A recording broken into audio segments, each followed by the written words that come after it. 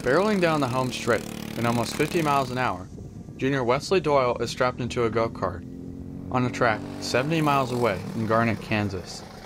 He's in full gear, a helmet, an abrasion-resistant suit, sunglasses, boots, and gloves, practicing for the Kansas City Karting Association's competition, which starts next April.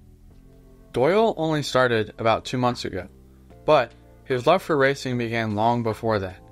A year and a half ago, Doyle borrowed a sim racing steering wheel from his aunt, which was the first time he had used the wheel.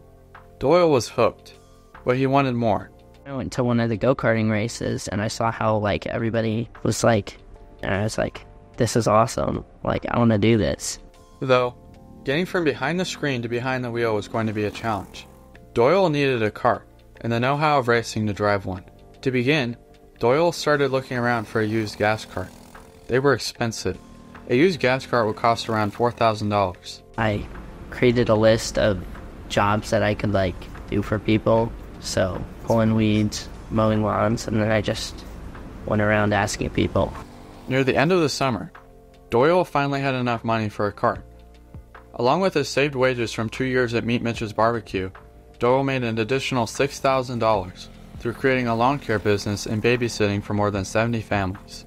So I went to one of the races to just talk to all the different people and see how we should get started. And we talked to this one company, Comp Cart, and they were like, yeah, we have an extra cart if you want to buy it for $3,500.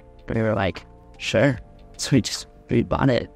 In total, the go-kart costed $4,200, with the additional cost coming from the $400 speedometer he bought and the new $300 seat.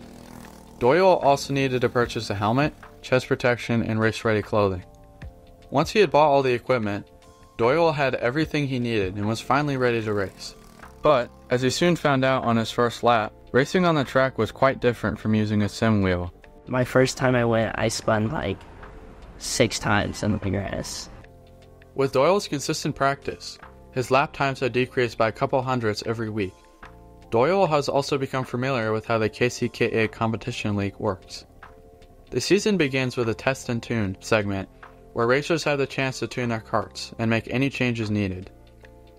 For the rest of the season, racers compete in 9 races, with the first race taking place in August and the last race in September. For the season, the drivers are split into different classes depending on the total weight of the kart and driver along with the kart's engine. Doyle drives an LO26 powered go-kart, which has a 204 cubic centimeter engine with 10 horsepower. He will be competing in the LO26 senior class.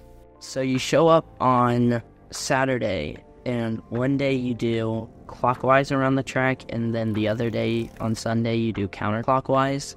It starts with a 12-lap practice session, a 6-lap qualifying, and then a 6-lap race.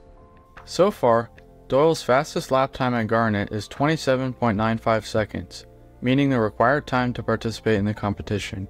For Doyle, practicing every week for the competition has made him a better racer. But, getting better has also involved analyzing the data of his racing, which he collects from Race Studio 3, a program that allows him to view his lap times, speed, engine RPM, G-forces, and location on the track by connecting wirelessly to his go-kart. I think it's more getting better, getting more consistent, because the more laps you do, the more consistent you are.